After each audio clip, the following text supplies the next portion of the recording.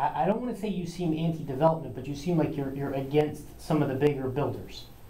Which I'm not. Love the bigger builders. I'm not necessarily saying is a bad thing, believe it or not. Some of that I agree with you. Right. My question though is pertaining to Walmart. Where do you stand on what's going on with Walmart now? You know, they're having a meeting next week? No, the 19th. The meeting for Walmart is 19th, and I will not be able to attend. I personally think that the objections would be answered if they were to reorientate the building in such a way that the truck dock was like across the street from those little stores. You know that row of stores, Arcades shoe store and that little bar and the gas station. Put the truck dock across the street from those commercial properties. There's an office building that's open during the day. There's my Ringling Pizza site where I have my events. But a little noise going across the street there isn't going to bother people trying to sleep. You know, if you're going in that direction, you don't have any bedrooms for almost a mile. But if they've got the site turned around where there's bedrooms in 500 feet.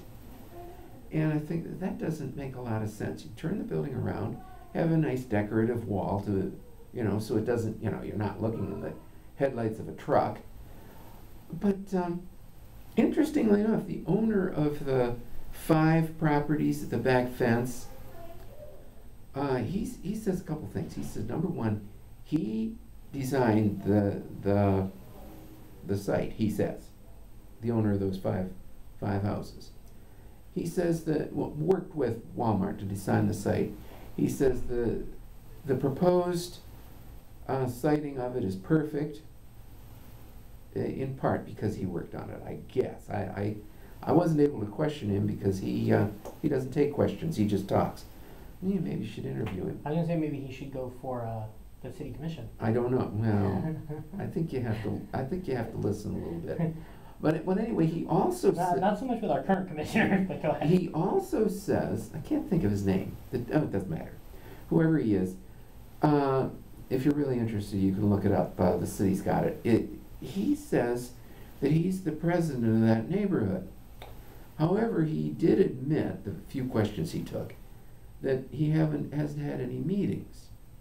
So in other words, he declared himself to be president, and no one has bothered to come to the meetings to challenge that because they simply see it as irrelevant, you know, because if he's going to do all the talking anyway. But anyway, that's the kind of a conversation I had with him, and it wasn't really a conversation. I tried to invite him to my party, and then he just started talking. Well, so you would be for Walmart. Well, I think I'd like to see the site change, but now you've got the president of this whole association that never has any meetings, who owns 5 houses on the back fence, who says it's perfect the way it is. Well, I think what I'm going to do is just, well, I've got a conflict anyway, I'm just not going to go to the meeting. But I think I will send a letter. Well, this also sounds like, though, I mean, if you go to the CCNA meeting where they were talking about this very topic and they took a vote there on the spot, you know, the idea of the CCNA is you have the heads of the neighborhood associations get together, they discuss topics, they bring it back to their corresponding neighborhood, they find out what their neighborhood wants to do, and they bring that vote back. They voted there on the spot. There was only 2 communities that abstained from voting, saying, hey, we have to go back and see what our community wanted. And it seems like most of the people say, oh, I know what they want. This is the direction that we're going to go. And then, so it seems like there's a lot of that goes on here. You think? In Sarasota. Now, another issue that I have is whether you're for the plan. Wait a minute. What did CCNA vote? I missed that because This is for the appeal. This is to go ahead and support the appeal. They are going to support the appeal. Yeah. The commissioners even voted on it. And this is what's happened. Okay, just to give you a little bit of background. Obviously, I'm sure you're aware, Susan Chapman is on the planning board. Now, on that planning board also sits Ahern Coach. And Aaron Coach, if we pulled records, if you go look at how many times they voted together, they're almost always in lockstep. Back when we did the report, this was probably last July. At that point in time, there was only one time that they had voted separately. Once we came out with the report, they magically voted separately again. But up to that point, there was like 50-something votes. It was a little over 50 votes, and every single one except the one they had voted together. So the reason I'm giving you that little piece of information is because it seems the two of them always vote lockstep. So Susan Chapman is always going to have 2 votes between her and Aaron Coach. Well, on the planning board, correct. Yes. Mm-hmm. But with this appeal, when it came forward, what happened was the planning board went ahead and voted to go forward with doing the site at Walmart 3-2. So Susan and Ahern voted against it. The other 3 voted to move forward with it.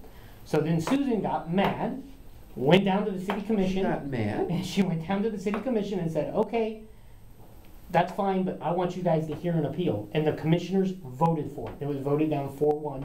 Of course, the 4 that she supports and helps get elected, with the exception of Paul Caragiulo, it was voted 4-1 to go ahead and move forward with this appeal. So now you have a developer who's gone before the planning board, did everything the way that they were supposed to. Now, the concerns you brought up are probably very valid, but that is all part of during the planning process, correct? Yeah, yeah. It's interesting that reading the stuff coming out from the commission, or particularly the attorney. You mean Fournier? Yeah, and then there was somebody, the guy talking about the planning law. He says, well, actually now they can't vote. The only thing they can do is judge whether or not, or one guy's opinion was they can only judge whether or not it fits the zoning, being a big box store where it was supposed to be a bunch of little stores, even though the little stores total up to the same amount. So, well, really, it's not for a big box store, they said. But then Fournier said, well, they could decide to permit a big box store. I said, oh, well, okay, it's almost like, now I have to admit a bias. I am in love with Walmart. I mean, I go there and I sit there and say, look at that, oh, look at that. And I don't buy everything I see, but I buy plenty. Right, no, I think pretty much everybody has a Walmart addiction. I mean, and the ribeyes. Big, juicy ribeyes, lots and lots of fat. I mean, not this little skinny, scrawny stuff that you get at the other stores. I mean, that, and not that expensive that I can't afford it. So anyway, I have to say that now, I live a block away from there. No, I wasn't aware. Oh, well, actually it's 2 blocks. Okay, 2 blocks. Right, so this is in your backyard. I can walk to it. And they keep talking about walkable communities. Well, if they changed the site the way I'm talking about, it would be 2.5 blocks. Still. And I kind of think that. But if they, aside from the site design, if they change the site plan, would you be for bringing the Walmart in? Because some of the people against it, they're arguing that it just is too big and does not fit the community, regardless of how you lay out the land. And to me, when you have a city that's in the financial straits that we are, how could we sit here and turn down the tax revenue, which is supposed to be nearly $2 million that will be generated from this location, and to over 200 jobs that it's going to bring to the community? We turned down the Walmart at the Marion Anderson development. And the way we got rid of them was by insisting that they pay $10 and something an hour. And they said, oh, deal breaker, and they left. And then they come up with this. And I didn't say that I wouldn't vote for the current site plan. I said I would prefer to, sure. Yeah, and so I support the appeal. I supported the appeal with that understanding. Now, it appears that the people who are appealing, they don't know what they want. They're saying that they want the site to go forward, but they want, something, well, why don't you make it limited hours or limited hours would mean it'd be closed when I wanted to shop. I mean, it's like, you're sitting there saying, oh, darn it, I'm out of such and such. Oh, I can go to Walmart. Yeah, but Walmart's 10 miles away, for a 59-cent item. So I like Walmart for a whole bunch of reasons. And one of the reasons is 24/7. Now, as far as jobs are concerned, there are people who say that Walmart represents a net loss of jobs. Because although Walmart hires people, a number of businesses around Walmart will go out of business and their employees will have to go somewhere else if they can. So I don't know. The jobs argument is controversial with Walmart. There are critics to that theory. But the convenience of having that store there, that's undeniable. And as far as noise is concerned, well, I'm just across the street from Publix, and Publix is bringing trucks in and out all night long, and we hear them. It's not too disruptive, but in other words, I am way closer to Publix's truck dock than this 5 houses are going to be to where Walmart's truck dock, even with the current thing. That said, I think it could be made better by putting the truck dock close to the railroad tracks and on the Ringling side. So in other words, railroad tracks and Ringling, put the truck dock there. That's my position. But if they don't do that, well, I still would enjoy having the Walmart there. And since the guy who owns these 5 houses wants the truck dock back in his backyard, I say, well, if that's what he wants, if his tenants aren't happy, they can move. Right. It's not like they have to sell the house to get away. They just wait till the end of their lease and then, Sure. Yeah. Okay. Now getting back to your website. My website. And looking on your website, you did have a number of videos there. And the one thing that I want to congratulate you and thank you for is that the one thing those videos do show is that you actually go and look at the things you're talking about. Yeah. Which I think a lot of our commissioners are guilty of not doing. You think? And I know especially when it comes to downtown, because I can tell you when we were having issues here previously, none of them came down here to visit with us with the exception of Carajulo. They would not come down to meet with us, to meet with the different businesses up our street. So in looking at your videos, you had a number of different ones up there. And I just picked a couple random videos I was going to ask you some questions about. Right. Like you had one there, it says big houses near small house videos in Gillespie Park. They're all in Gillespie Park. What was the point behind that video? Like what are you trying to show? It's if you've got a vacant lot next to your house in the city, that is what can grow up right next to it. All of those are within the zoning. They don't need a planning board and they don't need commission. They can just go in there, pay the however much is, a couple $100 for a permit, and build that next to your house. You look out your wall, you look out your window, and you've got a wall 6 feet from your window. Right. And you look up, wall goes up 35 feet. I encourage everybody, as I said, I'm going to put your website, a link to your site on our Saturday page so that our listeners can get to it. And it is amazing. Like you look at it, and it really is some like mansion. Like the first house that you showed, it just goes on and on and on, and it's next to the much smaller houses. You know where those palm trees are? Mm-hmm. The palm trees are shielding a swimming pool area, which is fairly high. It looks like it's an above ground pool, which has its water part in the first floor. And so the deck is like level with the second floor, and with the carriage house, which is over the garage. Yeah, you could see the screen in like lanai over it, so you could see where the right. pool is. And so it's a suburban class house on a city-sized lot. That's what it is. It's not exactly a mansion, but it probably would be almost $1 million.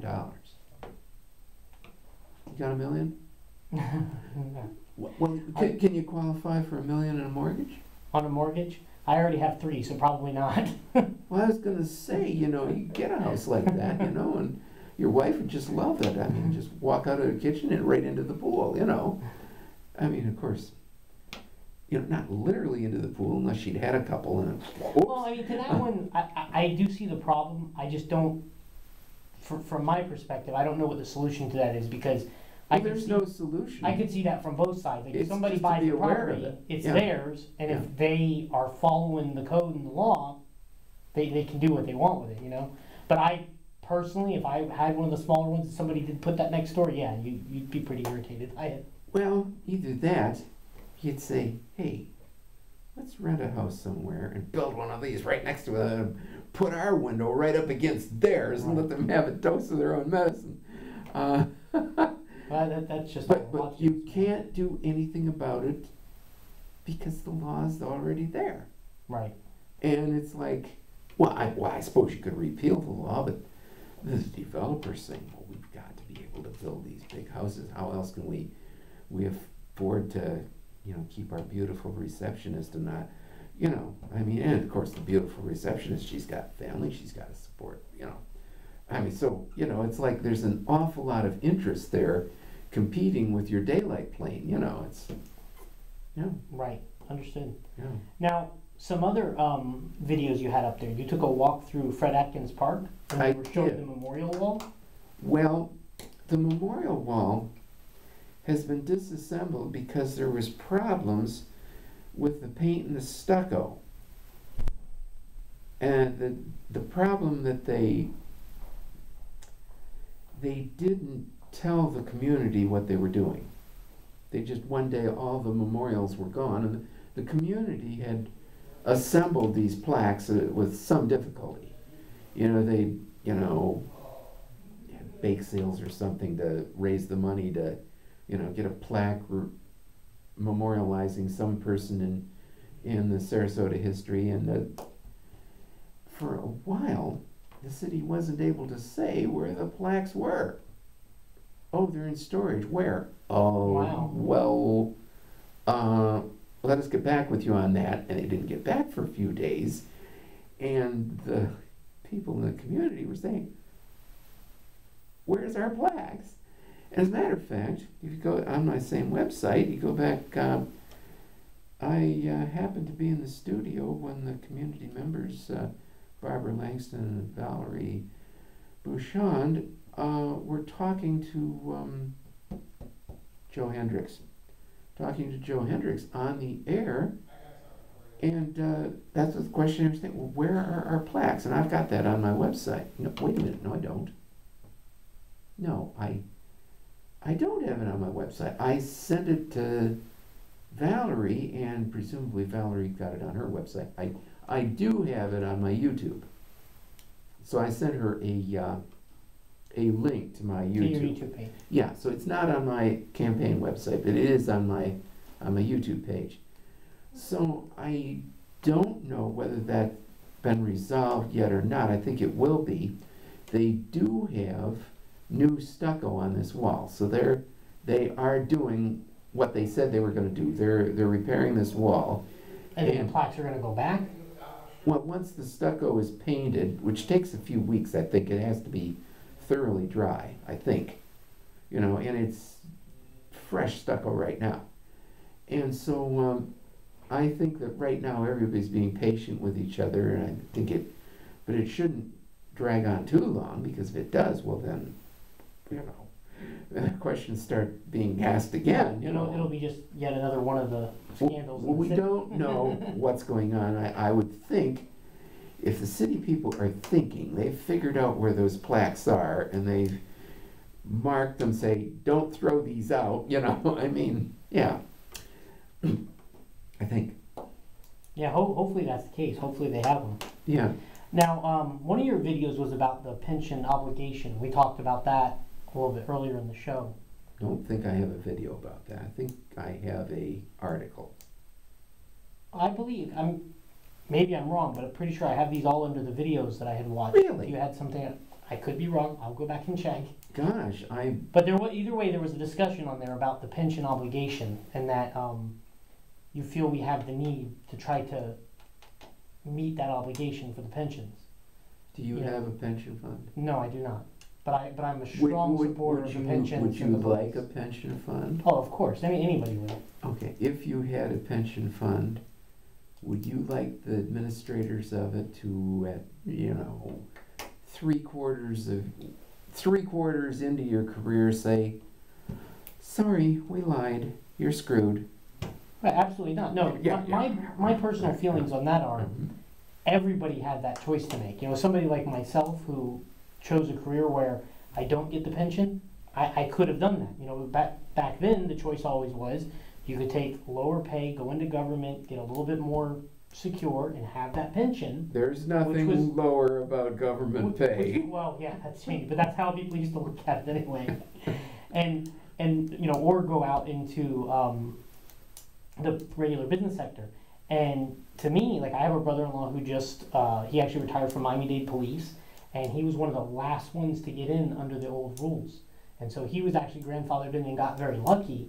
But the people right underneath him, they're starting to change the rules on them. And to me, you know, that's not right, because that's not what they signed up for. He was lucky in two ways. A policeman's got a target painted on his back. And if he doesn't get shot, he's lucky. Right. He's lucky that way, and he's lucky if he gets his pension. Now, it turns out they're shooting him in the back, and they're shooting him in the front by trying to take their pensions Right. away. No.